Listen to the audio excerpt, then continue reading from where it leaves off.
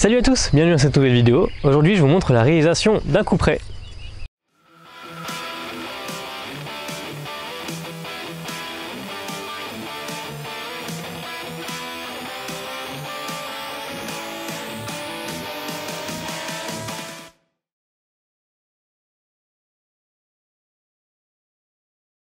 Dans la vidéo d'aujourd'hui, on va compléter mon set de couteaux de cuisine avec mon nouveau modèle que j'ai nommé Botrops. Donc c'est un couperet avec les courbes que vous avez l'habitude de voir sur mes couteaux. Et comme j'avais déjà un couteau de chef et un couteau d'office, je me suis dit que pour compléter la collection, ce serait bien de pouvoir proposer ce modèle-là. Pour ce couteau, on va utiliser de l'acier inoxydable Z40 en 4 mm d'épaisseur. Ça va permettre de donner un petit peu de poids à l'acier et de le rendre relativement solide. Ce serait à mon avis un petit peu trop fin avec du 3 mm, donc c'est ce qu'on va faire aujourd'hui. Allez, c'est parti!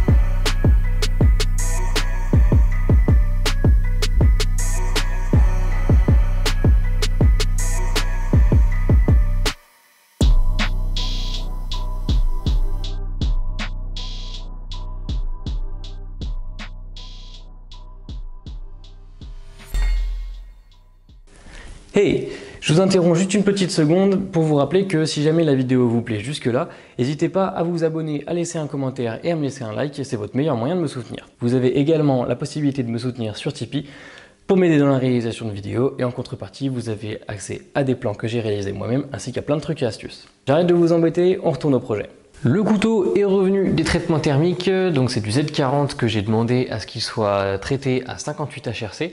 Comme c'est un inox, j'ai pas l'équipement pour, du moins pour le moment, pour le traiter, donc du coup je fais sous-traiter ça par Eurotechnie.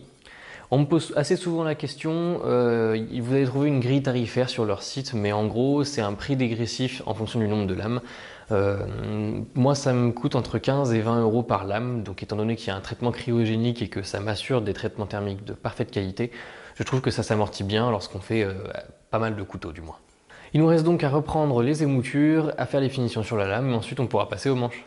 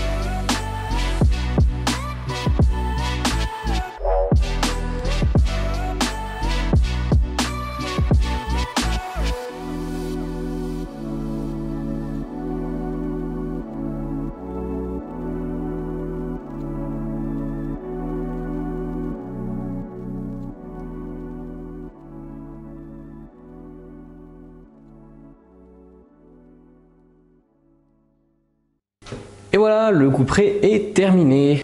Donc si on fait un petit récapitulatif du projet, on est en acier Z40 de 4 mm d'épaisseur. Les émoutures montent à peu près jusqu'au milieu de la lame et on a une finition qui est tirée en long sur l'ensemble de la lame. Ça donne un aspect qui est très fluide et ça va bien aider notamment pour la coupe. Du moins c'est ce que j'ai pu remarquer sur mes précédents essais. Ça aide vraiment pour trancher en fait. Il y a très peu de friction qui se fait sur l'aliment et donc du coup ça coupe plutôt bien. Le dos de la lame est arrondi si jamais on veut mettre la main, comme ça c'est le plus confortable possible en fait.